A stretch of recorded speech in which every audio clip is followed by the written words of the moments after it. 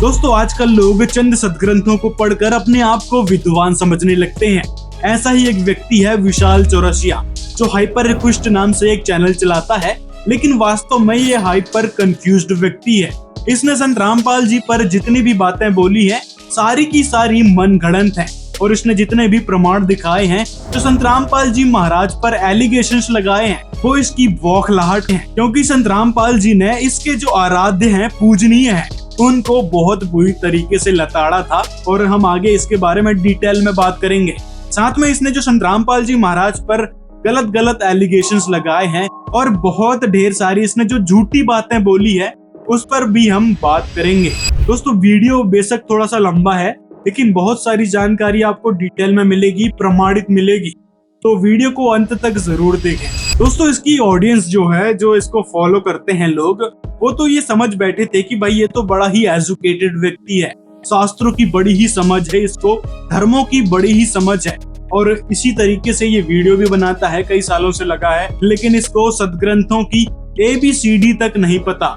कहीं के कुछ श्लोक पढ़ लिया, बस उन्हीं को वीडियोस में बताने लगता है। लेकिन रियलिटी ये है कि इसको आध्यात्मिक नॉलेज ही नहीं है, ये बड़ा ही कंफ्यूज्ड व्यक्ति है, क्योंकि इसने संत रामपाल जी महाराज पर जितनी भी बातें कही हैं सारी की सारी मनगढ़ंत है। अगर इसने सही में रिसर्च किया होता तो इसको पता चलता कि संत रामपाल जी महाराज पुनः सत्य सनातन धर्म का उत्थान कर रहे हैं और सभी सदग्रंथों के अनुसार सत्य भक्ति विधि बता रहे हैं, उस पूर्ण परमात्मा की जानकारी बता रहे हैं, जिसके बारे में आज तक किसी भी धर्म गुरु को पता नहीं था। यहाँ तक कि जिन्होंने वेद पढ़े, उपनिषद और पुराणों को पढ़ा, उनको तक ज्ञान नहीं था पवित्र सदग्रंथों का। बस ये ब्रह्मा विष्णु महेश, कृष्ण जी और रामचंद्र जी को ही ईष्ट और सर्वे सर्वा मान बैठे थे, और जैसे इस विशाल ने भी मान बैठा था कि कृष्ण जी और रामचंद्र ही सर्वोत्तम प्रभु हैं। आइए इसकी कुछ झूठी बातों का खुलासा करते हैं जो इसने इस वीडियो में बोली है। पहली बात तो ये मूर्ति पूजा के बारे में बोलता है कि मूर्ति पूजा प्रमाणित है, कि हजारों वर्षों की प्रामाणिक परंपराएं हैं हमारे पास ईश्वर और देवी देवताओं के पूजा की। सनातन धर्म में आप भक्ति किसी की भी कर सकते हैं, पत्थर भी पूजनीय है। जबकि अगर इसने वेद या फिर पुराणों को पढ़ा होता तो वहाँ पे साफ साफ लिखा है, देखिए श्रीमद् भागवत महापुराण में क्या कहा गया है। इसमें कहा है कि केवल मिट्टी या पत्थर की प्रतिमाएं ही देवता नहीं होती, संत पुरुष ही वास्तव में तीर्थ है और देवता है। यानी शास्त्रों में भी संत को विशेष महत्व दिया गया है। चाहे आप कोई भी सदग्रंथ देख लो या फिर गीता जी तक को देख लो, गीता जी में भी तत्वदर्शी संत की शरण में जाने के लिए इशारा किया है, जिसके बारे में हम आगे आपको दिखाएंगे। पहले के ऋषि महर्षियों ने और आज के गुरुओं ने जिस प्रकार से आध्यात्मिक मार्ग का रायता फैलाया है, संत रामपाल जी महाराज ने पवित्र सदग्रंथों से प्रूफ करके दिखाया है कि वास्तव में आध्यात्मिकता होती क्या है और वास्तव में वो पूर्ण परमात्मा है कौन, जिनकी भक्ति हमने करनी चाहिए। आगे आपको बहुत ढेर सारे प्रमाण दिखाएंगे जिससे स्पष्ट होगा कि वह परमात्मा कौन है, हमारे सदग्रंथ क्या बताते थे, जिसकी नॉलेज आप जैसे मूर्खों को तो थी ही नहीं। क्योंकि जिन उपनिषदों को आप पढ़ाते हैं और उनका रट्टा लगाते हैं हर एक वीडियोस में, उन उपनिषदों को ऋषियों द्वारा ही लिखा गया था, और ऋषियों ने जहां तक भगवान को समझा, जहां तक वेदों के सार को जाना, वहीं तक वो बता पाए। आगे की जानकारी उनको थी नहीं, और उसी को आपने भी सही मान लिया कि भाई कृष्ण जी ही परमात्मा है, पर ब्रह्म है, ये परम अक्षर ब्रह्म है, ये परमात्मा है, ये श्री कृष्ण है, और रामचंद्र जी ही पर ब्रह्म है। उन्हीं को मानकर आप बैठ गए और मूर्ति पूजा को सर्वोत्तम बताने लगे। मतलब हद होती है बेवकूफी की। और जो संत रामपाल जी महाराज जी का डायरेक्ट नाम लेकर अभद्र भाषा का प्रयोग करके आप बोल रहे हैं, पंजाब के एक धनाना गांव में पैदा हुआ था, और कि रामपाल न केवल तो यहाँ पर रामपाल पूरी तरह से गलत है। रामपाल के अवतारी पुरुष रामपाल, तो उससे ही आपकी परवरिश का पता चलता है कि आपकी परवरिश किस तरह हुई थी। वहीं दूसरी तरफ एक जो नस्ली व्यक्ति है, उसका नाम आप जी लगाकर बोल रहे हैं, उसको बड़ा ही आदर सम्मान दे रहे हैं। जब ये सत्यार्थ प्रकाश जो स्वामी दयानंद सरस्वती जी का ग्रंथ है, स्वामी दयानंद सरस्वती जी, यानी ऐसे मूर्ख लोग चैनल खोलकर बैठ जाते हैं और लोगों को बेवकूफ बनाने लगते हैं, क्योंकि इसकी इस एक वीडियो से इसकी सारी मानसिकता का पता चलता है कि ये कितना बड़ा मंद बुद्धि है, जो संत रामपाल जी को गलत बताने के चक्कर में उनको गलत साबित करने के चक्कर में अभद्र भाषा का प्रयोग कर रहा है और झूठी बातें फैला रहा है। आइए पहले तो जो इसके आराध्य हैं, पूजनीय हैं, नशेड़ी दयानंद जी, उसके बारे में बात करते हैं। फिर उसके बाद इसने जो संतराम पाल जी पर एलिगेशंस लगाए हैं, उनके ज्ञान पर सवाल खड़ा किया है और कबीर साहिब के बारे में जो इसने कहा है उसके बारे में जानेंगे। तो पहले तो जो दयानंद जी को हमने नशेड़ी कहा है उसके बारे में जानते हैं कि दयानंद सरस्वती क्या सच में नशा करते थे। तो देखिए महर्षि दयानंद जी का जीवन चरित्र इस पुस्तक के 39 प्रश्न नंबर पर कहा है कि महर्षि दयानंद जी जब योग विद्या सीखने गए थे तो वहां दुर्भाग्य से इन्हें भांग पीने का अभ्यास पड़ गया और उसके प्रभाव से वह मूर्छित हो जाया करते थे। आगे और भी जगह प्रमाण है, यहाँ लिखा है कि महर्षि जी तंबाकू मलकर खाते थे। तो महर्षि जी के इस जीवन चरित्र से सिद्ध होता है कि ये महर्षि जी नशेड़ी थे, यानी नशा करके इन्होंने सत्यार्थ प्रकाश बोली है और भी जो इसने ऊट पटांग बातें कही हैं वो नशे में ही कही हैं। क्योंकि आगे आपको इस सत्यार्थ प्रकाश में कही कुछ बातों को दिखाएंगे जिससे आप खुद ही समझ जाएंगे कि आपके परम पूजनीय परम आदरणीय कैसा ज्ञान देते थे, जिनको आप बड़ा ही आदर सम्मान से बुला रहे थे। देखिए सत्यार्थ प्रकाश के चतुर्थ समुल्लास में इनकी कुछ घटिया बातें जिनको शायद आप मान रहे होंगे, यदि नहीं मान रहे थे तो अब से मानना शुरू कर देना, क्योंकि ये आपके परम आदरणीय और परम पूजनीय ऋषि जी ने बोली है। यहाँ पर महर्षि जी से किसी ने पूछा कि एक स्त्री और पुरुष कितने नियोग कर सकता है। नियोग यानी अवैध संबंध बनाना, यानी गैर पुरुष या स्त्री से मेल करना। तो आपके महर्षि दयानंद ने यहाँ पे कहा है कि 11 पुरुष तक स्त्री नियोग कर सकती है और वैसे ही पुरुष भी 11 स्त्री से नियोग कर सकता है। तो इससे ही आप इस नशेड़ी की मानसिकता का अंदाजा लगा लो। आगे और देखिए, कई सारे प्रमाण आपको देंगे। आगे आपके दयानंद जी विधवा स्त्री को देवर के साथ अवैध संबंध बनाने की सलाह भी दे रहे हैं। यदि आप सच में सनातन धर्म को फॉलो करते हैं, सनातन धर्म का ज्ञान देते हैं, तो आपको पता ही होगा कि भावी जो है माँ समान मानी जाती है। जैसे रामायण में लक्ष्मण जी हैं, वो माता सीता को माँ के तुल्य मानते थे। वहीं दूसरी तरफ आपके जो परम पूजनीय दयानंद जी हैं, वो क्या कहने लग रहे हैं। आगे इसने और भी ढेर सारी नियोग संबंधी बातें की हैं, तो इसी सत्यार्थ प्रकाश में अंकित है, चतुर्थ समुल्लास में आप पढ़ लेना। यहाँ पर आगे इसने कहा है कि नियोग यानी व्यभिचार को गलत नहीं मानना चाहिए। जो नियोग को रोकता है वह पाप का भागी बनता है। यहाँ पर दयानंद सरस्वती ने पति के होते हुए दूसरे पुरुष से नियोग करके संतान उत्पत्ति की सलाह दी है। आगे आपको और भी जो दयानंद ने नशे में बोली कुछ और बातें हैं उनको दिखाते हैं। यहाँ पर महर्षि ने वैष्णव भक्तों की निंदा की है, उन पर अभद्र भाषा का यहाँ पर प्रयोग किया है। अब आगे देखिए, यहाँ पर इसने शिव भक्तों की निंदा की है। आगे इस दयानंद सरस्वती ने सूर्य, तारे और चंद्रमा में मनुष्य रहते हैं इसके बारे में बताया है। यानी जो सूर्य है, साइंस के बारे में वैसे तो आप बताते रहते हैं, तो आपको पता ही है कि सूर्य एक आग का गोला है, वहां मनुष्य कैसे रह सकते हैं। आगे आपके महर्षि कह रहे हैं कि सूर्य पर वेद भी पढ़े जाते हैं और भी कई सारे प्रमाण हैं। आगे देखिए, सत्यार्थ प्रकाश के 32 समुल्लास में कहा है कि माँ अपने बच्चे को केवल 6 दिन तक ही दूध पिलाए, उसके बाद नहीं। यदि आप साइंस को सही मानते हैं और साइंस की बातें करते हैं, तो आपको पता ही है कि डॉक्टर सलाह देते हैं कि बच्चे को जो है 6 महीने तक माँ का ही दूध पीना चाहिए। उसके बाद फिर वो अन्य जो फल फ्रूट है उसके जूस पिला सकते हैं, लेकिन 6 महीना कंपलसरी है। अब बताइए कि यदि संतराम पाल जी ने दयानंद सरस्वती की इन घटिया बातों को जनता के समक्ष दिखा दिया तो क्या गलत कर दिया। ऐसी घटिया बातों को क्या समाज में अपनाया जा सकता है, या फिर आप अपना सकते हो। जो नियोग संबंधी घटिया बातें इसने कही है, क्या आप उसको अप्लाई कर सकते हैं, उनके पद चिन्हों पर चल सकते हैं? नहीं ना। फिर क्यों आप ऐसे लोगों को जी करके पुकार रहे हैं। और वहीं दूसरी तरफ संतराम पाल जी महाराज हैं जो समाज सुधार के ढेरों कार्य कर रहे हैं, उनको आप अभद्र भाषा का प्रयोग करके डायरेक्ट नाम लेकर पुकार रहे हैं। तो इससे ही आप अपनी बुद्धि का अंदाजा लगा लो कि आप कितने बड़े मूर्ख हो चुके हैं ऐसे दयानंद जैसे नशेड़ी लोगों को फॉलो करके। आगे इसी सत्यार्थ प्रकाश में महर्षि दयानंद ने प्रहलाद भक्त को मूर्ख बताया है। और जिन कृष्ण जी को आप परब्रह्म बता रहे थे उनके बारे में महर्षि दयानंद जी अभद्र टिप्पणियां कर रहे हैं। यही नहीं, आगे और देखिए, जिस उपनिषद और पुराणों को और महर्षि द्वारा दिए गए ज्ञान को आप सत्य बताते हैं, लोगों को पढ़ाते हैं, उसके बारे में महर्षि दयानंद जी क्या कह रहे हैं। यहाँ पर पुराणों को लिखने वाले ऋषियों को कई तरह की अभद्र भाषाएं बोली है।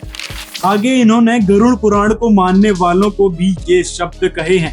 और जो आप मूर्ति पूजा का गुणगान करते थे, जिनके बारे में हमने पहले भी आपको बताया भागवत महापुराण से, तो यहाँ पर महर्षि दयानंद भी मूर्ति पूजा का खंडन कर रहे हैं। और यही नहीं, पवित्र वेदों में भी लिखा है कि जो लोग ईश्वर के स्थान पर जड़ प्रकृति या उनसे बनी मूर्ति की उपासना करते हैं वे अंधकार में हैं। अब आपको एक प्रमाण दिखाते हैं जो आपने वीडियो में भी दिखाया था, जिसमें ये महर्षि दयानंद अपने सत्यार्थ प्रकाश में लिख रहे हैं 24 वर्ष की स्त्री और 48 वर्ष के पुरुष का विवाह उत्तम बताया है।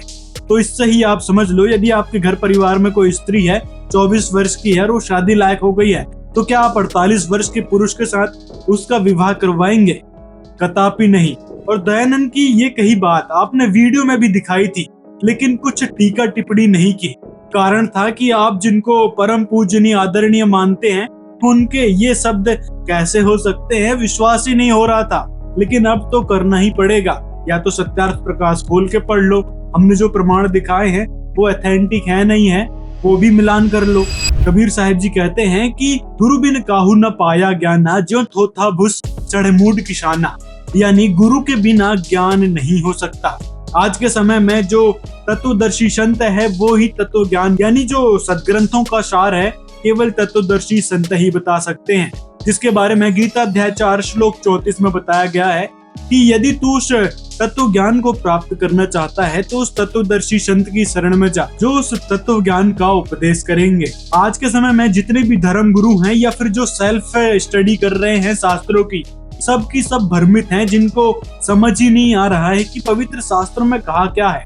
और जिन्होंने उपनिषद लिखे, पुराणों को लिखा, उन ऋषियों महर्षियों को तक समझ नहीं आया कि वास्तव में कौन है पूर्ण परमात्मा जो सबका धारण पोषण करता है। और उस सच्चाई को संत रामपाल जी महाराज जी ने अब दिखाया है सभी सदग्रंथों के आधार पर।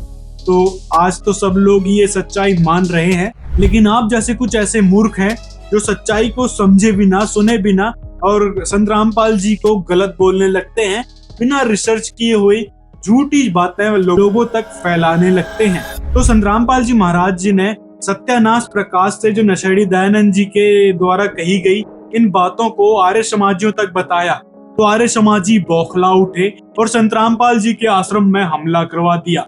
एक राजनीति, एक षड्यंत्र के तहत उन्होंने संत रामपाल जी पर झूठे मुकदमे बनवाए, जिसका प्रूफ इस वीडियो में है। आप इस वीडियो को देख सकते हैं, लिंक डिस्क्रिप्शन में मिल जाएगा। और जो झूठे केस संत रामपाल जी पर लगवाए थे, जो एक सोनू नाम के शख्स की हत्या का, जिसके बारे में आपने भी वीडियो में बताया था। इस मुठभेड़ में जहां लगभग 59 लोग घायल होते हैं, वहीं पर एक व्यक्ति को गोली भी मार दी है। तो यहाँ पर अवतारी पुरुष रामपाल और उनके फॉलोअर्स हत्या करते हुए भी दिखते हैं। लेकिन आप जो आर्य समाजियों को फॉलो करते हैं, आप जैसे मंद बुद्धियों ने आगे रिसर्च ही नहीं करी कि भाई उस करोथा कांड जो केस हुआ था उसका आगे क्या हुआ।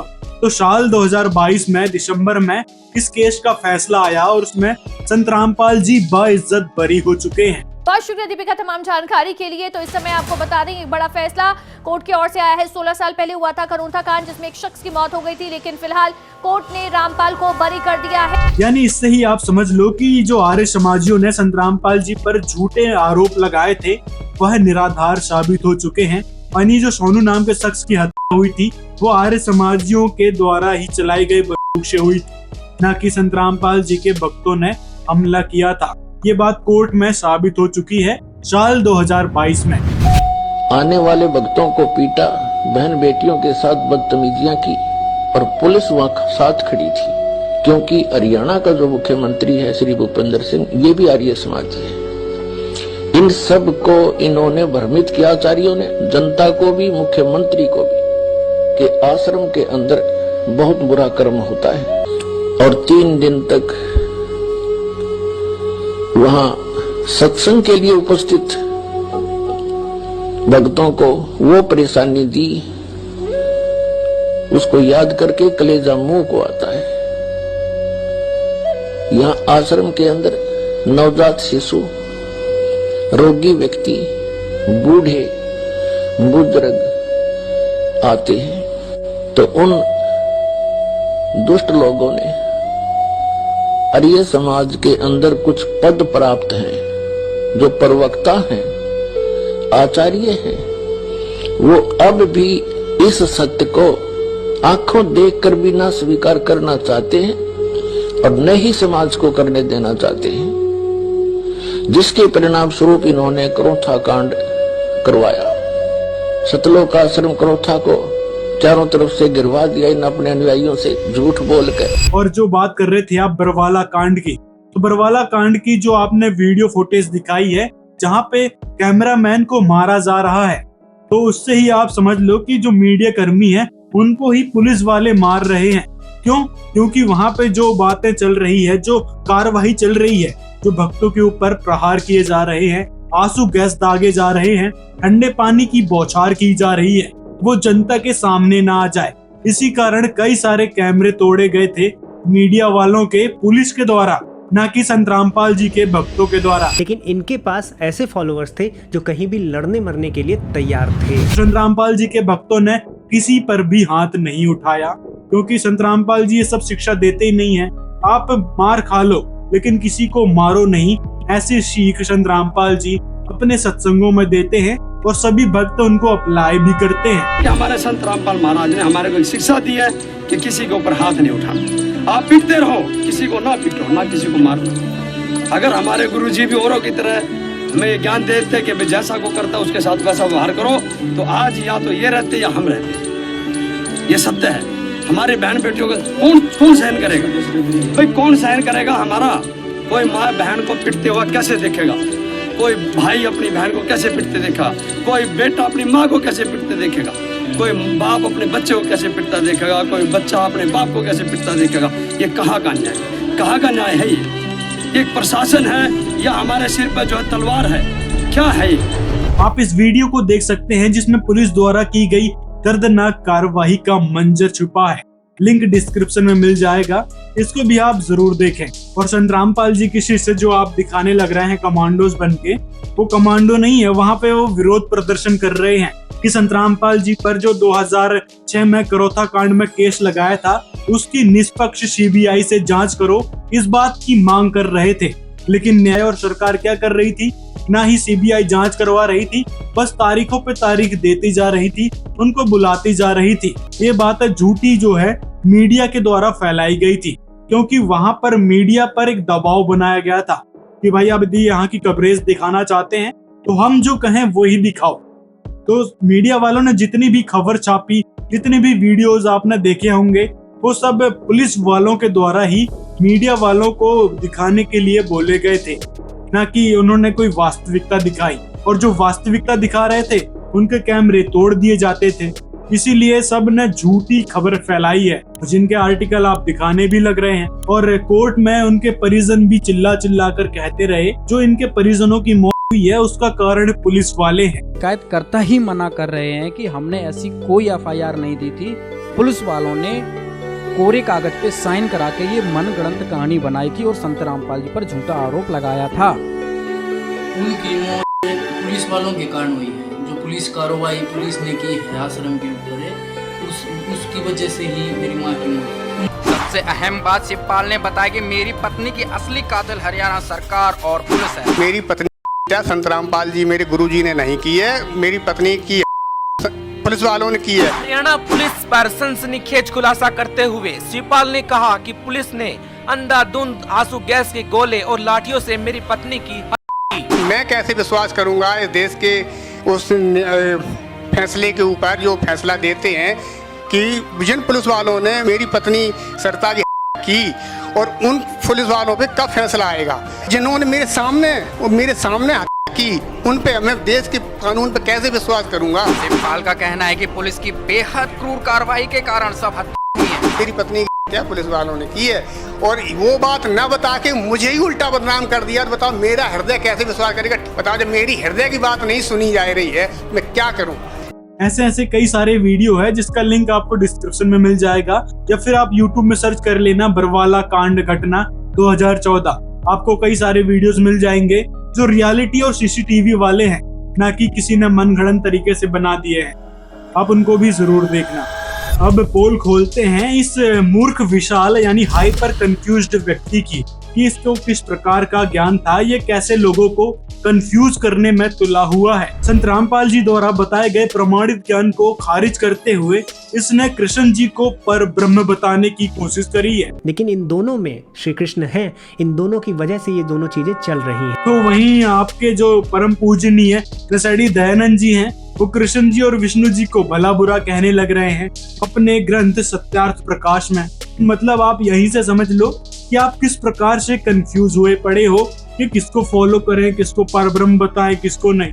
तो ये जो तीन हैं, ये तीन जो है एक दूसरे से संबंधित हैं। ये तीन कोई अवतार नहीं है कि आपने बोल दिया कि हाँ जो अक्षर है वो मैटर है, वो पंचभूत है, वो प्रकृति का विकार है, वो कोई अवतार नहीं है। अक्षर पुरुष आत्मा है, जो जीव की आत्मा है, जो इस मैटर में बनती चली जाती है एक के बाद एक करके, वो अक्षर पुरुष है। और जो परम अक्षर पुरुष है, जो कि 17वें श्लोक में बोला गया, जिसे उत्तम पुरुष बोला गया है, इसीलिए हम मर्यादा पुरुषोत्तम कहते हैं श्री राम जी को, उसे ही श्री कृष्ण अपने आप को बताते हैं कि वही परमात्मा है जिससे ये क्षर और अक्षर दोनों चलता है। और रही बात संत रामपाल जी के ज्ञान के बारे में, जो आप एक दो श्लोक दिखाकर लोगों को कंफ्यूज कर रहे हैं, तो संत रामपाल जी महाराज द्वारा पूरी गीता में कई सारे प्रमाण दिखाए गए हैं, साथ में वेद और पुराणों के अनुसार बताए हैं कि यहाँ पर 3 प्रकार की शक्तियां हैं, यानी पुरुष है। अब पुरुष मीन्स पुरुष ही होता है पहला तो, और दूसरा पुरुष मीन भगवान बताया गया है। भूत है वो तो क्षर है, वो तो बदलते रहता है, लेकिन उस भाग में जो चेतना है, जो आत्मा है, वो अक्षर पुरुष है। तो क्षर पुरुष यानी कि जड़, अक्षर पुरुष यानी कि चेतना आत्मा, और जो परम अक्षर है, जो परब्रह्म है, वो ब्रह्म ही है। तो ब्रह्म को ही परब्रह्म कहते हैं। ये सब नहीं है, ये पुरुष और भगवानों के बारे में बताया गया है। यहाँ 3 प्रकार के भगवान है। ऐसे ही दुर्गा जी के बारे में भी पहले के श्लोकों में बताया है, जो आपके समझ में तो वैसे भी आने नहीं है, क्योंकि आपकी बुद्धि में जंग लग चुकी है। अब आपको बताते हैं ब्रह्म के बारे में कि ब्रह्म है कौन।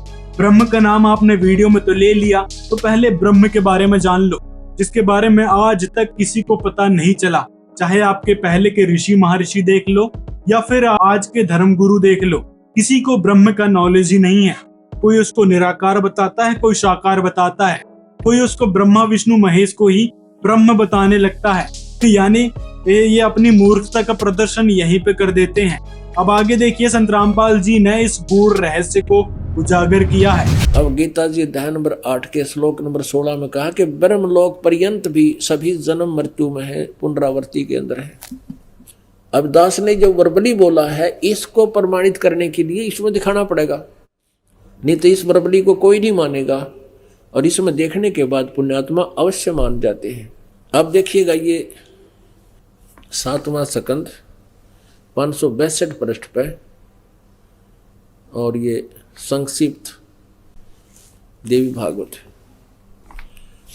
देवी के द्वारा हिमालय को ज्ञानो उपदेश और ब्रह्म स्वरूप का वर्णन।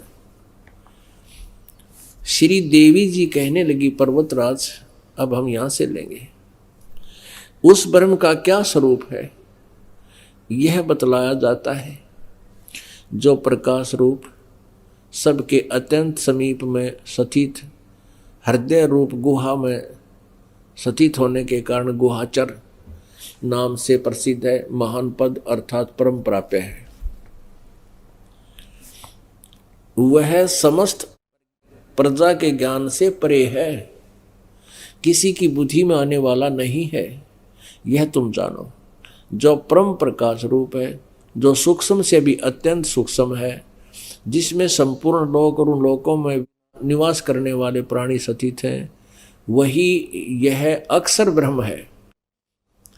अब देखो दुर्गा को कितना ज्ञान है, ब्रह्म को अक्षर पुरुष बोल रही है, अक्षर पुरुष, पुरुष को चाहे ब्रह्म को, अक्षर ब्रह्म, और वही सबके प्राण है, वही सबकी वाणी है, और वही सबके मन है।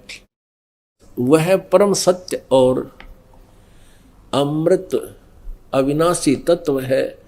सौम्य, उस वेद ने योग लक्ष्य का तुम वेदन करो, मन लगाकर उसमें तन में हो जाओ। सो में उपनिषद में कथित महान अस्त्र रूप धनुष लेकर उस पर उपासना द्वारा तीक्ष्ण किया हुआ बाण संधान करो और फिर भावानुगत चित्त के द्वारा उस बाण को खींचकर उस अक्षर रूप ब्रह्म को ही लक्ष्य बनाकर वेधन करो। अक्षर रूप ब्रह्म को ही।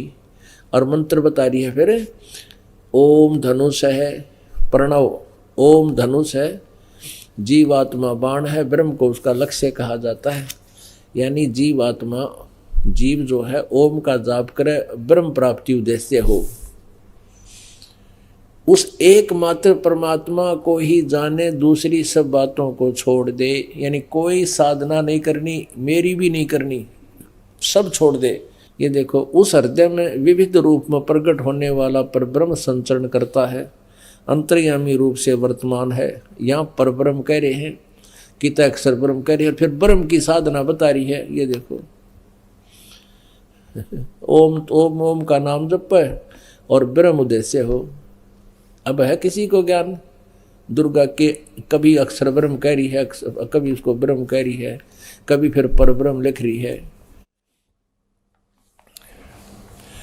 और यहाँ परब्रह्म बता रही है कि सबके हृदय में परब्रह्म बैठा है। इस आत्मा का ओम के जप के साथ ध्यान करो। इससे अज्ञान में अंधकार से सर्वथा परे संसार समुद्र से पार जो ब्रह्म है उसको पा जाओगे। यहाँ परब्रह्म, यहाँ अक्षर ब्रह्म और यहाँ फिर ब्रह्म को पा जाओगे। ओम नाम जपो, पुण्यात्मा अपने आप पता लग जाएगा अपने कौन कितने पानी में। और क्या बताया फिर ये 563 पृष्ठ पे, वह सबका आत्मा ब्रह्म ब्रह्म लोक रूप दिव्य आकाश में स्थित है। अपने आत्मा हमने इस अध्यात्म ज्ञान को निर्णायक तरीके से जानना है। अब दुर्गा जी ने फाइनल कर दिया कि ब्रह्म की पूजा करो और ओम नाम का जाप है इसका और ब्रह्म लोक में चले जाओगे। अब श्रीमद् भगवद गीता अध्याय नंबर 8 के श्लोक नंबर 13 में ये गीता ज्ञान दाता ब्रह्म है जो श्री कृष्ण जी में बोल रहा है, ये सरपुरुष, ये काल है। ये कह रहा है कि ओम इति एकाक्षरम ब्रह्म व्यवहारन माम अनुसमरण ये प्रयाति तो जंदेहम सयाति परमाम गतिम। माम ब्रह्म, मुझ ब्रह्म का केवल एक यह ओम अक्षर है, नथिंग एल्स। उच्चारण करके सिमरण करता हुआ यह प्रयाति तो जंदेहम जो शरीर छोड़कर जाता है, सयाति परमाम गतिम वो परम गति को प्राप्त होता है। कौन सी परम गति को? जो ब्रह्म से मिलने वाली है। और ब्रह्म से मिलने वाली परम गति क्या है? ब्रह्मलोक। ब्रह्मलोक में गए हुए प्राणी भी फिर जन्म मृत्यु में आते। ये देखिएगा श्रीमद् भगवद गीता। जय दयाल गोविंद का इसके अनुवादक है। गीता प्रेस गोरखपुर से ये छपी है। ये देखिए अध्याय नंबर 8 का और श्लोक नंबर 13। ये 12-13 इकट्ठा अनुवाद किया उन्होंने। इसका यहाँ देखेंगे, ओम इति एकाक्षरम ब्रह्म व्यवहारन माम अनुसमरण ये प्रयाति तजंदेहम स याति परमाम गतिम।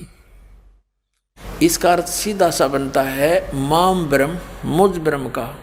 ओम इति एकाक्षरम यह एक अक्षर है, नथिंग एल्स।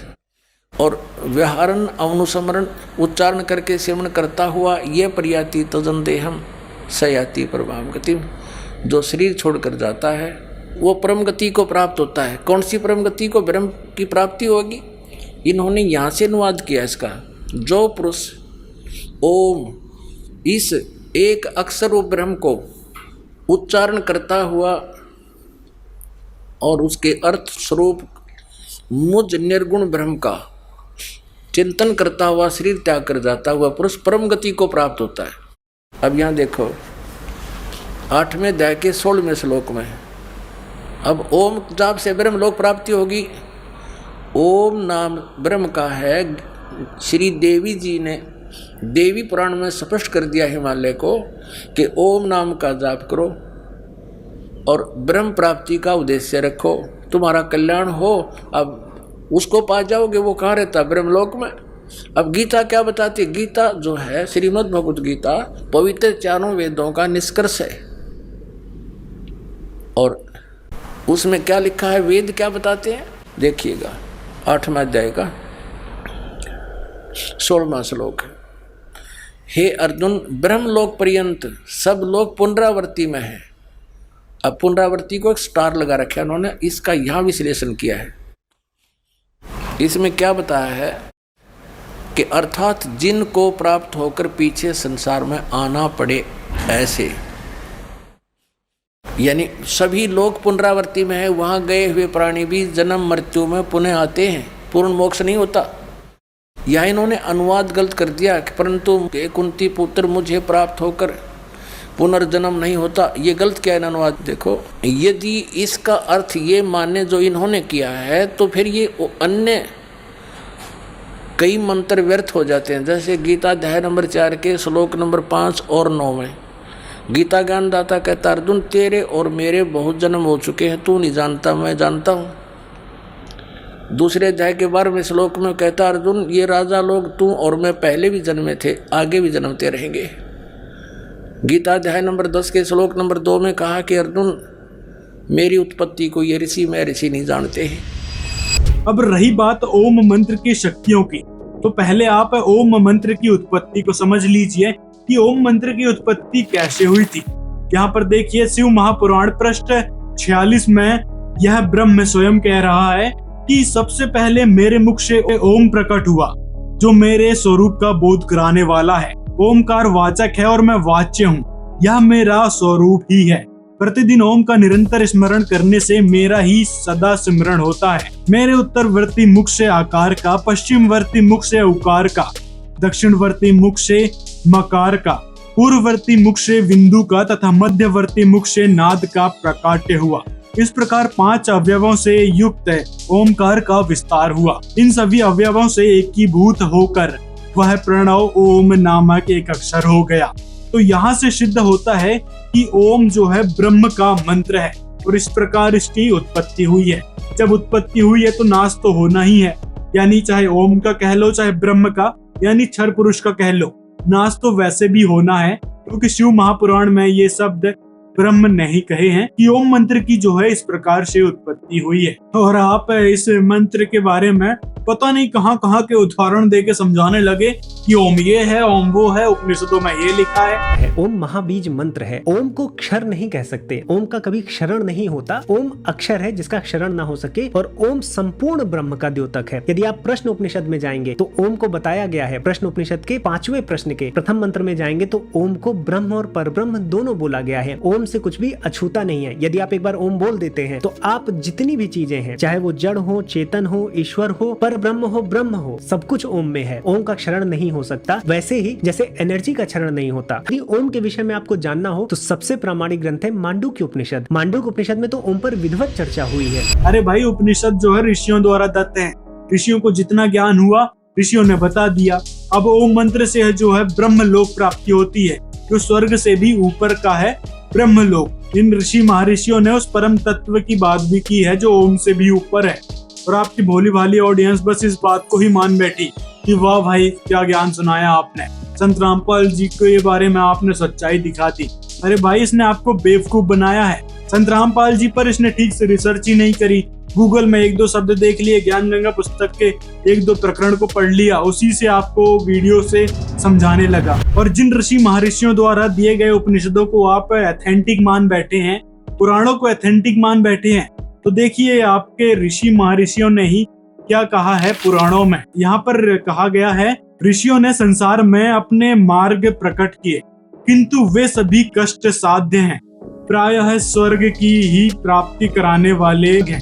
अभी तक भगवान की प्राप्ति कराने वाला उत्तम मार्ग तो गुप्त ही रहा है। उसका उपदेश कराने वाला वह पुरुष प्रायः भाग्य से मिलता है।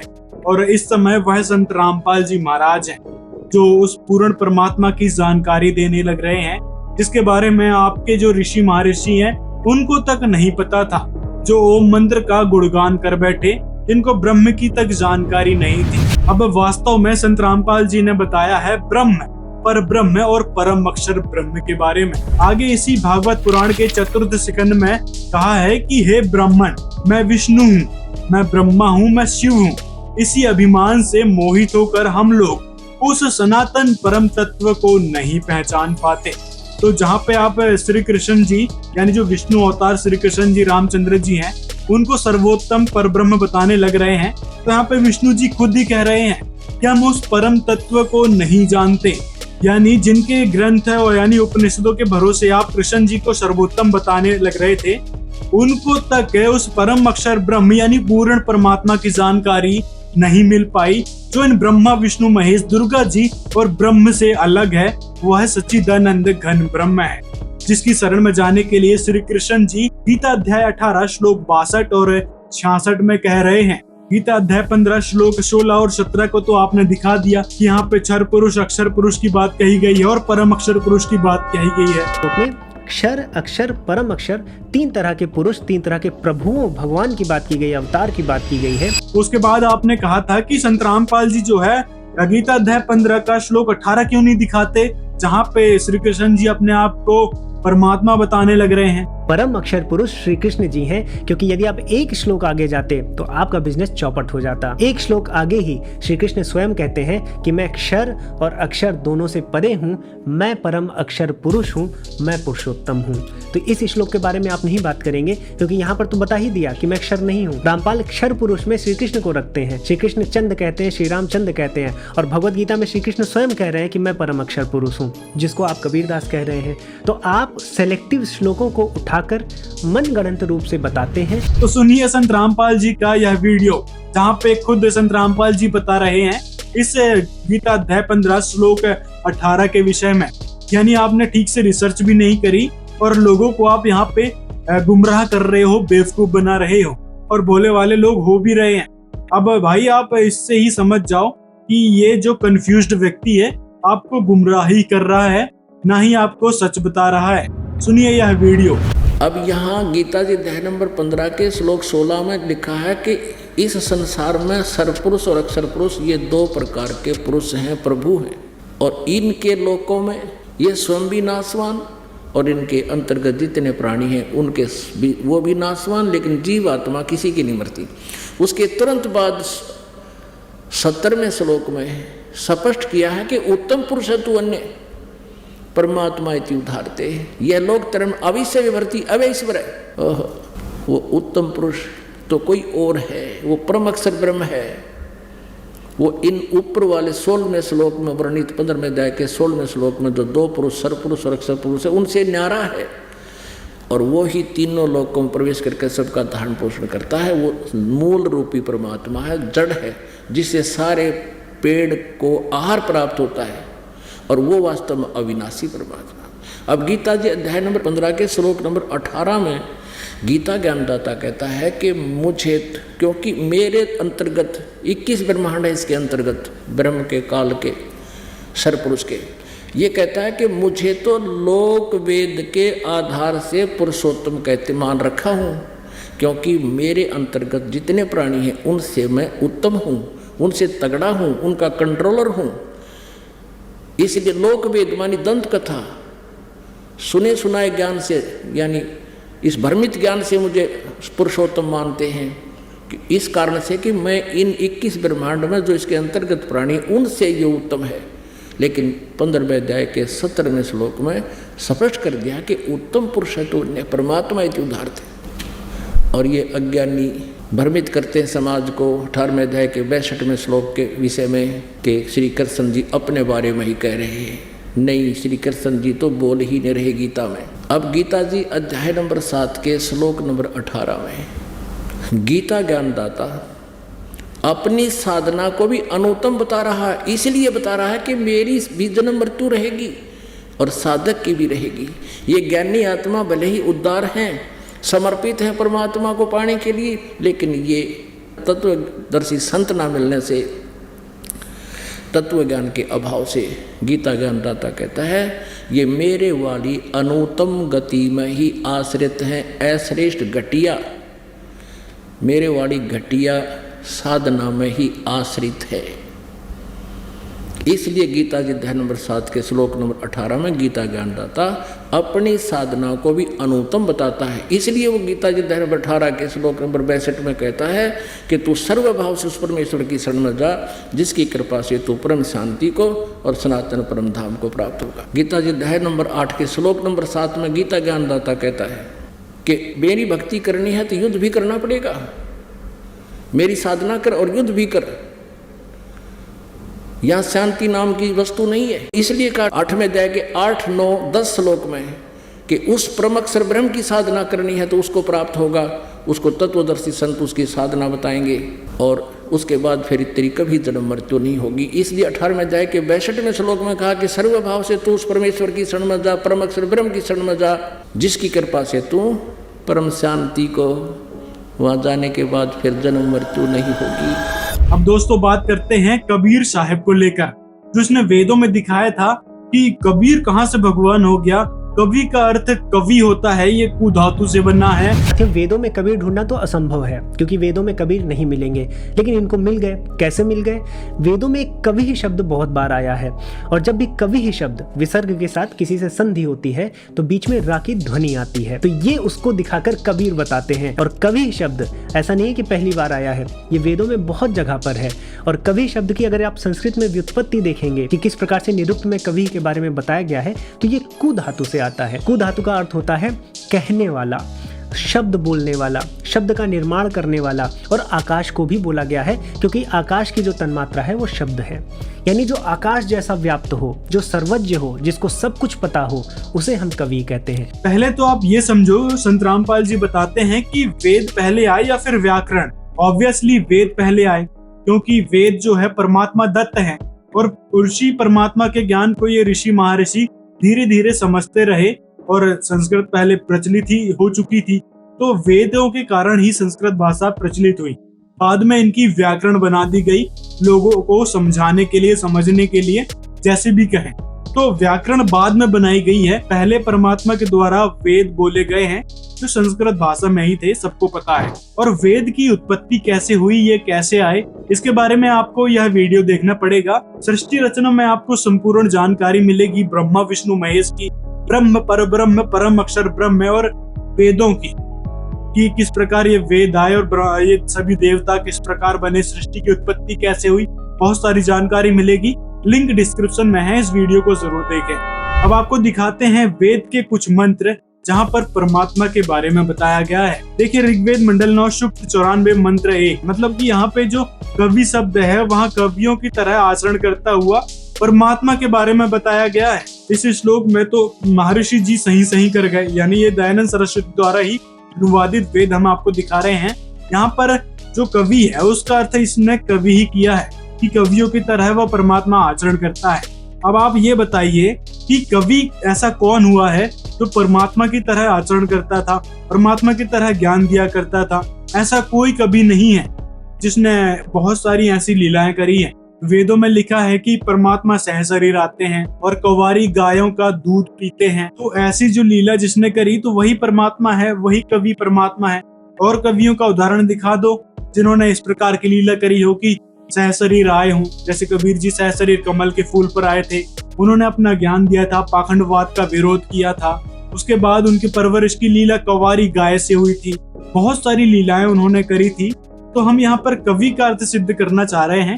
तो आगे देखिए, नवम मंडल सूक्त 14 मंत्र 3 में इसमें कहा है कि जिसने सर्वजनों के मनोरथ रूप इस कार्य ब्रह्मांड को बनाया, कवि ही, यानी वही परमात्मा सर्वत्र परिपूर्ण हो रहा है। तो यहाँ पर भी कवि का अर्थ परमात्मा बताया गया है। अब कुछ लोग कहते हैं कि संस्कृत में जो कबीर है वो कबीर कैसे हो गया।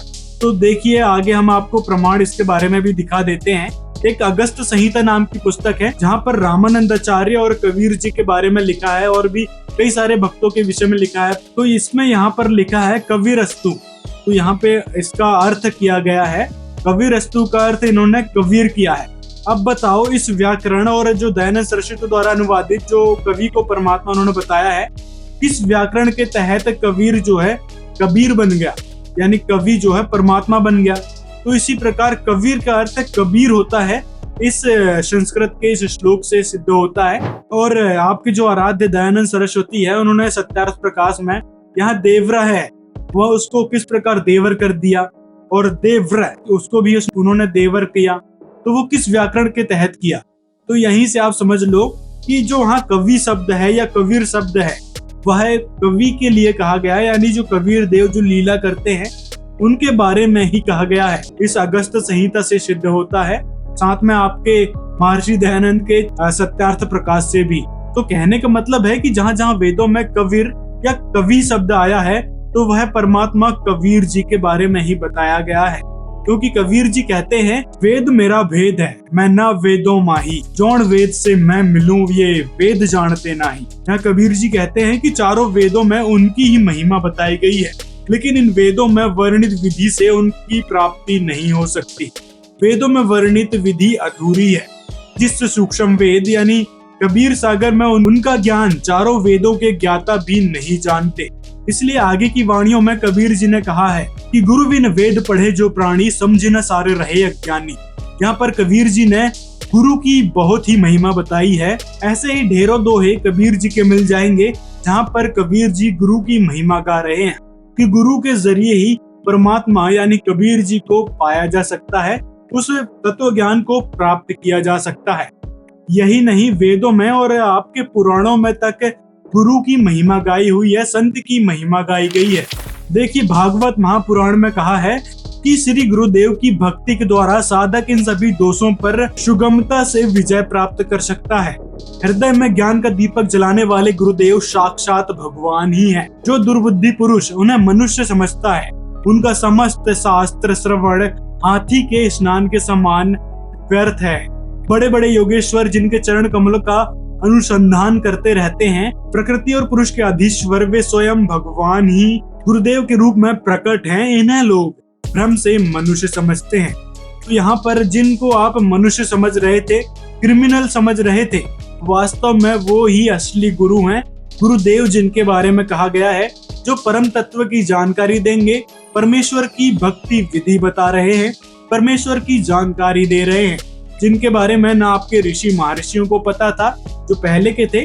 आपके नकली गुरुओं को तो कहाँ से ही पता होगा, वो तो लगे हैं ब्रह्मा विष्णु महेश, कृष्ण जी, हनुमान जी और रामचंद्र जी को सर्वोत्तम बताने और दुर्गा जी को पूर्ण ब्रह्म बताने। अब आप जैसे स्वयं को महान समझने वाले मूर्खों ने समझना चाहिए कि गुरु क्यों जरूरी है, और भागवत महापुराण सहित सभी सदग्रंथों में गुरु की महिमा ही गाई गई है। आपको पहले भी बताया था मूर्ति पूजा के बारे में, जिनको आप प्रमाणित मानते हैं, देवी देवताओं की पूजा को प्रमाणित मानते हैं, तो आपको पुराणों से ही सिद्ध कर दिया जो आपके देवता खुद कह रहे हैं कि भाई गुरु के द्वारा बताई ही भक्ति करनी चाहिए। ये नकली गुरु नहीं जो आपके मंडलेश्वर धर्म गुरु बन बैठे हैं, तो कथा का वाचन करते हैं, वो कोई गुरु नहीं है, वो तो नकली गुरु हैं। वास्तव में असली गुरु गीता अध्याय 4 के श्लोक 34 में बताया है, जो तत्वदर्शी संत है। तत्वदर्शी संत की पहचान भी गीता अध्याय 15 श्लोक 1 से 4 में बताई गई है, जो उल्टा लटका हुआ संसार रूपी वृक्ष की जानकारी सटीक तरीके से बता देगा, यानी जड़ कौन है, तना कौन है, पत्ते कौन है, डार कौन है, इन सारी चीजों के बारे में जो विस्तार से बताएगा वो ही तत्वदर्शी संत होगा, जो आज के समय में संत रामपाल जी महाराज ने ही बताई है, ना कि कोई धर्म गुरु या फिर जो प्रसिद्ध गुरु हैं उन्होंने, ना ही ऋषि महर्षियों ने बताया है। वो तो बस अपना ज्ञान ही दे रहे थे जो भी उनको प्राप्ति हुई थी, बाकी परमात्मा के बारे में उनको तक पता नहीं था, जो इस प्रमाण से सिद्ध होता है। और जिस मूर्ति पूजा के बारे में आप बता रहे थे, क्योंकि हजारों वर्षों की प्रामाणिक परंपराएं हैं हमारे पास ईश्वर और देवी देवताओं के पूजा की, तो मूर्ति पूजा के बारे में आगे देखिए आपके परब्रह्म में, जिनको आप परब्रह्म बता रहे थे, कृष्ण जी स्वयं कह रहे हैं श्रीमद् भागवत महापुराण में, संत पुरुष तो दर्शन मात्र से ही कृतार्थ कर देते हैं, अधिष्ठात्र देवता उपासना करने पर भी पाप का पूरा पूरा नाश नहीं करते। यानी जो देवताओं की पूजा आप करने लग रहे हैं वो तक पाप का नाश नहीं कर पाते। यहाँ पे आपके श्री कृष्ण जी स्वयं कह रहे हैं। तो आप इससे ही समझ लो कि आप जिनको आप परब्रह्म कृष्ण जी को परब्रह्म बताने लग रहे थे वो तक पाप का नाश नहीं कर सकते, क्योंकि वो देवताओं की श्रेणी में आते हैं। परम अक्षर ब्रह्म में तो वही है कबीर परमात्मा, जिनके बारे में वेदों में भी लिखा है। इसके बारे में थोड़ी आप रिसर्च कर लो, ज्ञान गंगा पुस्तक सही से पढ़ लो, तो आपको समझ में आएगा कि भाई वो परब्रह्म सही में कबीर साहेब है, जो ब्रह्मा विष्णु महेश जो देवता हैं इनसे ऊपर के परमात्मा है। मतलब ब्रह्मा विष्णु महेश से ऊपर तो ब्रह्म है, दुर्गा जी और ब्रह्म, उससे ऊपर भी एक और परब्रह्म है और उससे ऊपर है परम अक्षर ब्रह्म। इसकी जानकारी सृष्टि रचना में आपको डिटेल में मिल जाएगी, लिंक डिस्क्रिप्शन में दे ही दिया है। तो इसीलिए विशाल भाई, संत रामपाल जी महाराज के बारे में उल्टा सीधा कहने से पहले उनके बारे में रिसर्च कर लो, आपके सदग्रंथों को ही पढ़ लो कि हमारे सदग्रंथ क्या बताते हैं संत के बारे में। और जो अभद्र भाषा का प्रयोग करते हैं तो आप इसी से ही अंदाजा लगा लो आपकी परवरिश कैसे हुई थी या फिर आपने क्या सदग्रंथों को पढ़ा जो आप ऐसे अभद्र भाषा का प्रयोग करके संत रामपाल जी को इस वीडियो में नाम लेकर पुकार रहे थे। मतलब आपकी ऑडियंस जो आपको विद्वान समझ रही थी, एजुकेटेड समझ रही थी, संपूर्ण वेदों का शास्त्रों का ज्ञाता समझ रही थी, वास्तव में आप महामूर्ख निकले। इससे आप समझ सकते हैं जो हमने वेद के पुराणों के प्रमाण दिखाए हैं उससे, क्योंकि श्री कृष्ण जी स्वयं कह रहे हैं कि संत के दर्शन करने मात्र से बहुत लाभ होते हैं। और अपनी बौखलाहट को जाहिर करते हुए संत रामपाल जी महाराज के बारे में आपने कहा था, और भोले भाले लोगों को और साथ में जो क्रिमिनल्स हैं उनको शरण देते हैं, उनको ब्रेन वॉश करते हैं और समाज में क्राइम बढ़ाते हैं। मतलब ऐसी मूर्खतापूर्ण बातें करने से पहले आपने ये तो सोच लेना चाहिए था कि भाई संत रामपाल जी महाराज आखिर ऐसे कोई काम करते भी हैं या नहीं, और क्या काम वो करने लग रहे हैं। तो देखिए संत रामपाल जी के ये नियम, संत रामपाल जी महाराज से जो भी नाम दीक्षा लेता है उससे पहले संत रामपाल जी के ये नियम उनको फॉलो करने पड़ते हैं, तभी उनको दीक्षा मिलती है। संत रामपाल जी कहते हैं कि भाई आपने ना ही छुआछूत मानना है, चोरी ठगी रिश्वतखोरी भेदभाव भी नहीं करना है, दहेज लेना है ना देना है, और न मांस खाना है ना नशा करना है। बहुत सारे और भी संत रामपाल जी के नियम है। तो अब आप समझ लो कि संत रामपाल जी क्या क्रिमिनल को शरण देते हैं या फिर क्रिमिनल से देवता बनाते हैं। आप जैसे मूर्खों ने भी देवता बननी चाहिए जो क्रिमिनल काम करने लग रहे हैं। देवता बनो, संत रामपाल जी की शरण में आओ, इन नियमों को फॉलो करो। अब संत रामपाल जी का मिशन समझ लो। संत रामपाल जी का मिशन है समाज से दहेज रूपी कुप्रथा को जड़ से समाप्त करना और नशा, मांसाहार, जाति पाति का भेद मिटाना। ऐसे बहुत सारे ढेरों नियम हैं और सबसे बड़ा उनका मिशन है कि मानव समाज को सद्भक्ति देकर उस परमात्मा की जानकारी देना, मोक्ष करवाना उनका उद्देश्य है। तो ये थी सच्चाई संत रामपाल जी महाराज की। वीडियो पसंद आया हो तो लाइक जरूर करें और इस वीडियो को ज्यादा से ज्यादा अपने मित्रों तक शेयर करें, ताकि जो लोग ऐसी मूर्ख लोगों की बातों में आ चुके हैं उनको भी सच्चाई पता चल सके कि संत रामपाल जी आखिर है कौन, विवादों में क्यों आए, क्या उन्होंने क्रिमिनल को शरण दी थी या फिर कवि का अर्थ कबीर कैसे हो गया। सारी बातों का खुलासा इस वीडियो में हमने किया है और कमेंट में भी अपनी राय जरूर बताएं। मिलते हैं अगले वीडियो में।